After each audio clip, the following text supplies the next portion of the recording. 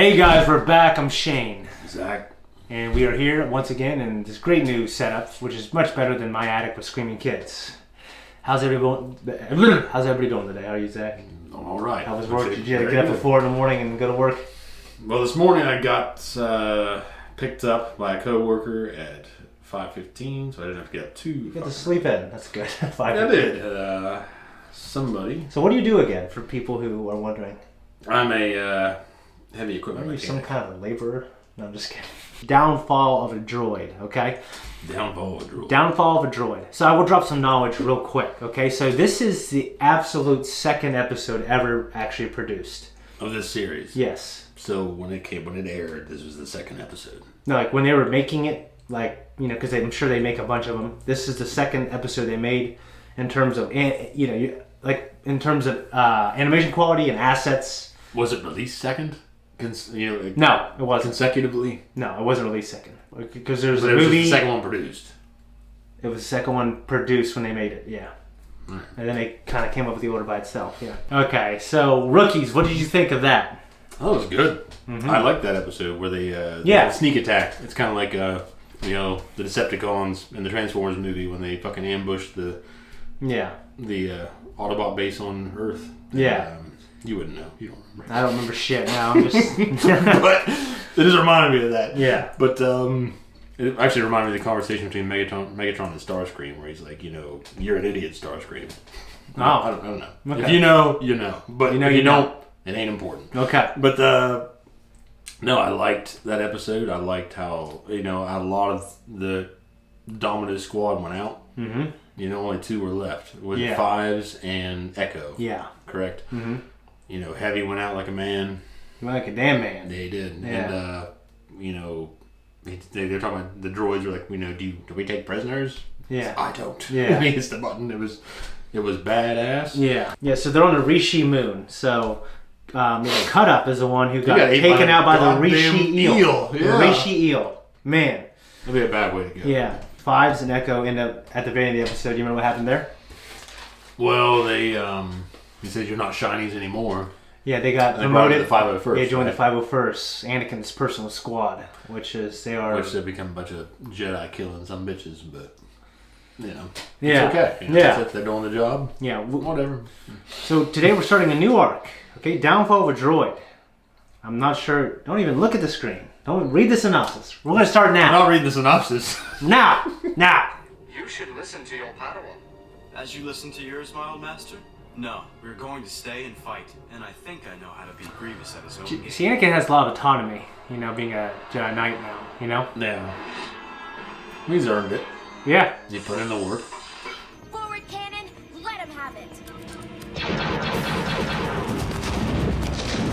These guys I haven't seen Armageddon. What an asteroid is really like. Where are we supposed to go? General? Well, I guess I'm in charge now. I'm assuming he's gonna get in an escape pod and or a ship and just get the fuck out of What it. would you think? Yeah, there you go. I love that little flips. Those little flips he does. He can do. Where's R2? I'm sorry, Master. He's gone. Oh, shit! Congratulations, Anakin. I lost R2 in the field. Well, R2 units are a dime a dozen. I'm sure He doesn't understand. Nope. I could take a squad out there and track See, look him at down. Ahsoka observing them. It's only a droid. You know attachment is not acceptable for a Jedi. It's not just that, Master. That's one thing I do like about Anakin, his attachment to his droids.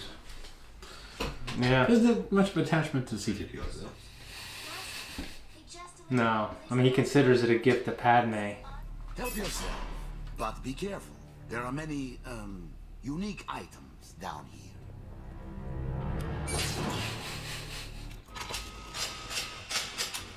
Don't need the lights on.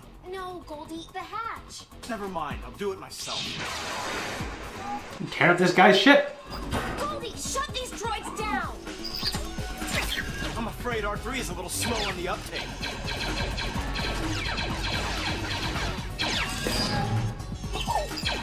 They make great babysitter droids as well. They do. Let's get out of here.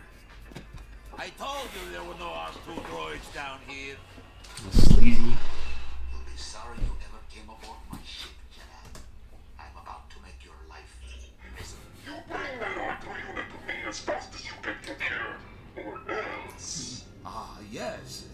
These damn Slimos.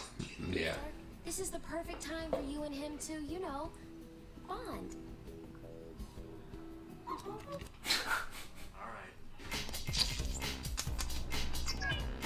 He just knocks off his restraining bolt, man. That's so cool.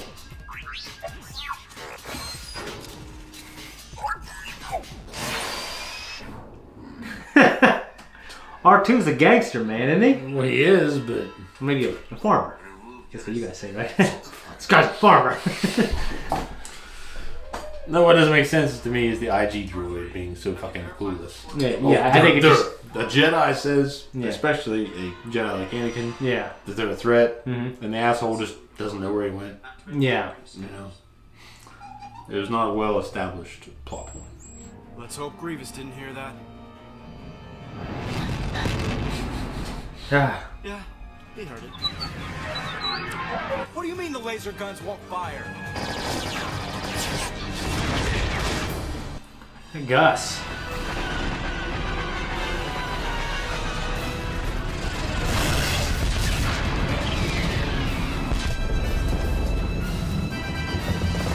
Hit it, Rex. They got away, sir. I think I'm lucky to be alive. Right. Now you hurt his feelings. His feelings? What about R2? He's still out there. I know it. Think R2's still out there? You know he is. Yeah, I know.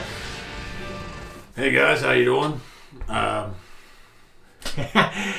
Zakk. What the fuck are we talking about? And I'm Shane. We're doing... Okay, guys, so because this is a new gig here, new setup, got some technical difficulties every once in a while. Our conversation for Clone Wars Downfall of a Droid got cut off, so it's been a few days, but we refreshified our memories a little bit. So we're going to have that conversation now. A good bit of refreshification. And we'll discuss that episode. Did you like it? I think it was I liked the issues with Anakin's attachment. Like his personal aspects of the episode. You know, he's attached to R2. Not so much C-3PO for some reason, but he's definitely attached to R2. Yeah, you figured he would be. You mentioned that before. You figured he would be. Yeah, I mean... But no. Yeah, that's the first droid you saw him. Like, he built that fucker. Well, yeah, but R2, on he's... Tatooine. Yeah, R2 is, to him, is like a comrade. R2, I guess, is cuter. I don't know. You know, I would definitely say that's true anyways. Well, he built C-3PO, and all of a sudden he turns him on, like, oh, Jesus. You can't turn him back off. He's just stuck with him.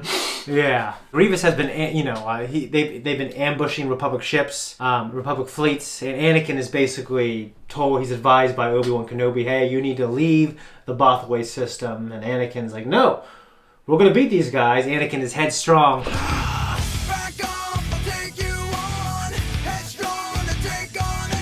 So Anakin is, he wants to face Grievous head on. He devises a pretty cool plan. He leads Gold Squadron in a diversion. like a frontal assault. Very convenient timing for that asteroid to roll up. And like, what happens if they just were a fraction of an iota off? And they just fucking roll over, wait! And they roll over and it's come back. And then Anakin wakes up and Ahsoka has some bad news for him. Right? Yeah. R2's fucking gone. He's gone. He's gone. Like you said, this Anakin's really deals with Anakin's problem of attachment. Yeah, I mean, you know, that's one thing I had written down was the Jedi's policy on attachment, you know, and it really reminds you of, you know, kind of like Christian monks or something like that. You detach yourself from the physical world. Yeah. You know, wholly applying yourself to the spiritual and all this other shit. But it seems like that might have worked better in earlier eras of the Jedi. Yeah, and it wouldn't work well for someone like Anakin who was already exposed.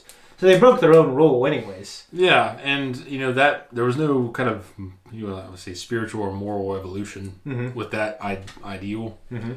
So fucking Yoda can't say that to somebody. He's been alive for 800 goddamn years or 900 at that point in some odd years. So I mean, she didn't really bring it up. I guess it was Mace. Yoda probably brought it up. Well, Yoda brought up episode 1. I mean, like, so under Yoda's tutelage, under Yoda's leadership, the Jedi Council You know, and the fact that they served the Republic, that's when they had their greatest downfall. And the history of the galaxy is when the Sith made their return. Was under Yoda's guidance, unfortunately. As wise as he is, and he's the greatest teacher ever, he makes that big mistake. Well, it's not even so much like, you know, how can you really lay that mistake on his doorstep, though? I mean, it's just like there's so much. He can be as wise as he wants to be, but he doesn't control the galaxy. No, he doesn't. But the Jedi, like the episode, like the prequels are about the Jedi. Dave Filoni has this great thing in The Mandalorian. It's like in the making of it. It's on Disney Plus. We have to watch sometime. Where he talks about the prequels are just looked at. They're basically movies about the decay of democracy and the Jedi being failures. And Duel of the Fates is like not just Obi-Wan and Anakin. It's the fate of this child. He needs a father figure. You mean Anakin? Well, Duel of Fates was fucking Episode 1. Yeah, that's Qui-Gon and Obi-Wan. What'd I say? Obi-Wan and Anakin. Okay. Well, yeah, not just Obi-Wan versus Darth Maul. Duel of the Fates. It's the fate of this child. So I mean, Anakin doesn't have a father figure. He needs one badly. He misses his mother. He grew up with attachment. He's not supposed to, but he did. Qui-Gon never listens to the council. Therefore, as great as he is not on the council because he doesn't follow the rules to a T. He's a special type of Jedi. Yeah. And he's the type of father figure Anakin needs. So it's like Duel of the Fates. If Qui-Gon loses, the fate of this child is going to be very different than when Obi-Wan. You know, Obi-Wan's like, I sense we've picked up another pathetic life form. Yeah. That's how he sees Anakin. Like R2 units in this episode, they're a dime a dozen. Yeah. As much as great of a Jedi as Obi-Wan is, he follows that kind of strict doctrine. That probably is one of the things that really led to the downfall of the Jedi. You know what I mean? So pretty much understood in Lucasfilm Story Group and according to George Lucas that if Qui-Gon was Anakin's apprentice, then he would not have turned to Darth Vader. Master. Yeah. If Qui-Gon was Anakin's master, he would not have turned to Darth Vader. Yeah, you're right. I don't think he would have. I think he would have been a fucking badass. Yeah. And he would have turned things around, and, you know, Ian McDermott wouldn't have to do that stupid ass flip through the air. And, you know, so, you know, it would have worked out a lot better in terms of cinematography and choreography. Yeah. Well, I mean, but like, there's also something in this memories in young child's minds. Yeah, but there's something in children's minds. There's something in a lot of religious doctrines, such as Christianity. There's freedom of choice versus predestination, and they're both preached, right? It's like Calvinism, isn't it? Calvinism, and then there's the other one. They say, "Hey, we're looking for R2 droid." I don't have any R2 droids, but take a look around. They take R3, and R3, what does he do? He's a fucking... I'm not going to say he's a screw-up, because I think he's a goddamn... Like a spy. A spy. Okay. He's not even a spy. He's a goddamn saboteur. Okay? He's sabotaging everything left and right. Yeah. And they're making it seem like they're exclaiming, like, no, don't drop them, you know? Or, you know, like, not the tracking beacon. Yeah. You know, I mean, that droid is solemnly but he also up to no good. But also goes to show, I think there's this, and I think everyone thinks this, it's like all the new things they aren't made how they used to be. So there's this nice shiny R3 droid. He doesn't even look shiny to me. They keep calling him Goldie, but to me he doesn't look as good as R2. You know. I agree. I'm biased. I'm biased too, so maybe it's just because I'm used to seeing it. But this golden droid, the way the paint scheme is on this motherfucker, he looks like he's... Fun fact also... He looks like he's cheap. He's cheaply made, like he's made in China and shipped over here. Alright, that's what it looks like to me. Alright, well, you know what? What's also funny, another little factoid for you. Dave Filoni's from Pittsburgh. He loves Pittsburgh sports, unfortunately. I hate the Steelers, hate the Penguins. So that's why he's black and gold. Oh, okay. Yeah, so little factoid. That's okay with me, because I don't... You know, it doesn't make a shit to me. Yeah. R2 is a special kind of droid, and because he's so special, he knocks off his restraining bolt. Okay? We had a conversation the first time about this. We had a little argument about it. We did, because and then he tried to have it deleted. Because... Yes, he did. He said, cut that shit out to our editor. Well, what he said. I thought it was a little tense for you guys, okay? But he said it. And it turned out the whole thing got... It's a lot of grievous stuff. A lot of cut and run. All right. I bet Billy was just like, I can't have this, and he just deletes it all. Because he's so nice. R2 knocks off the restraining bolt. Yeah. And Shane goes, wow, he's such a badass. Yeah. And I'm thinking, A New Hope, that motherfucker had to ask Luke to do it. He had to connive and scheme and get Luke to do it. Why even bother asking? If he could have done it himself. Yeah. Well, there's a lot of reasons in Canon. I'm glad you asked that. I gotta look this up. Yeah, before, so now you're prepared for this argument. No, because Again, they're just more fleshed out versions of the answers I had. But in canon, R2 goes through many upgrades and downgrades to his physical programming in his brain. Yeah. Okay. His AI.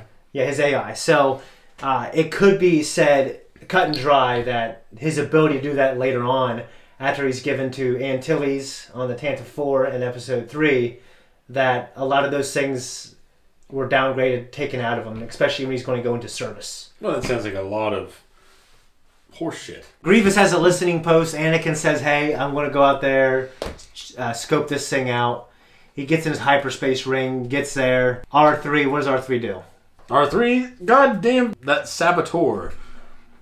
You're doubling down on that. I am. Okay. Because he's got to be a colossal fuck up.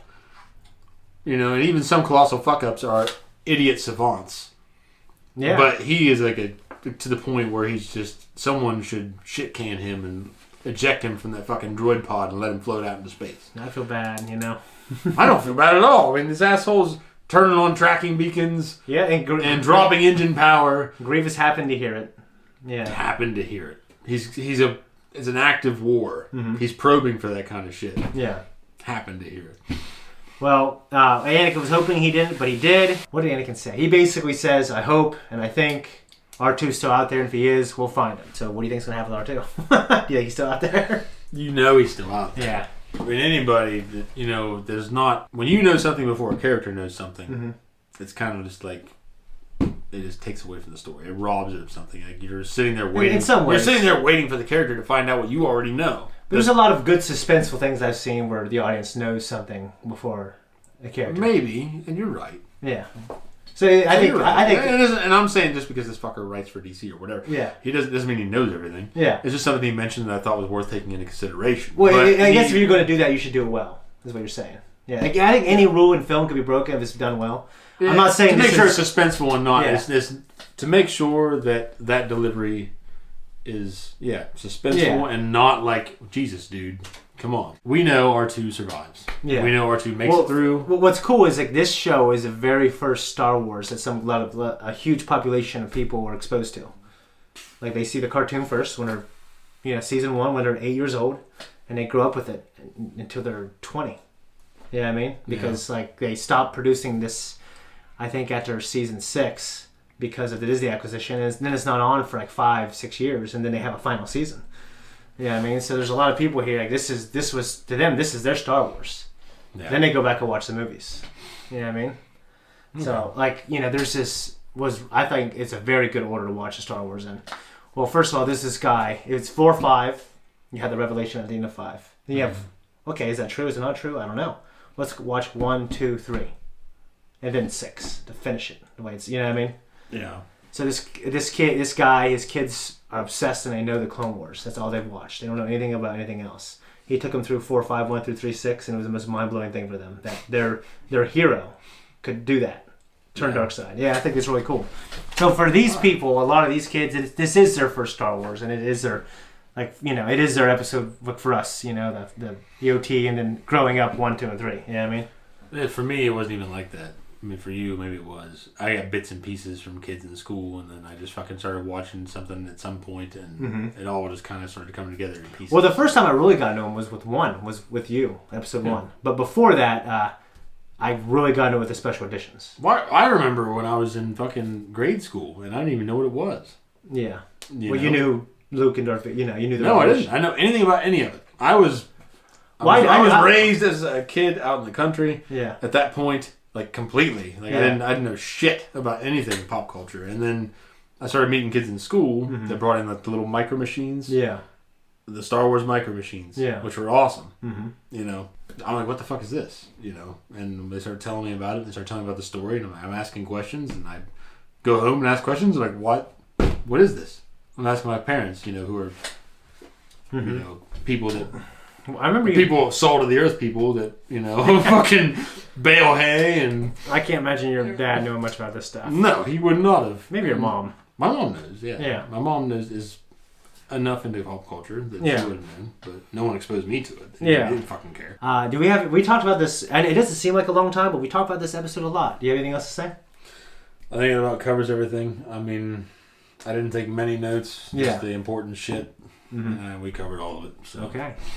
Guys, we have a long journey through the Clone Wars. I'm really enjoying it so far, and as you guys know, we're not even really touching the good stuff yet, so look forward to more episodes of Clone Wars from us, okay? Guys, thank you so much for watching this episode of Clone Wars. Hope you like the step up in production. We're going to do our best to keep bringing you awesome content. If you like this video and you want to support us, just like and subscribe, hit that notification button, all right? And leave a comment below. Tell us what you think.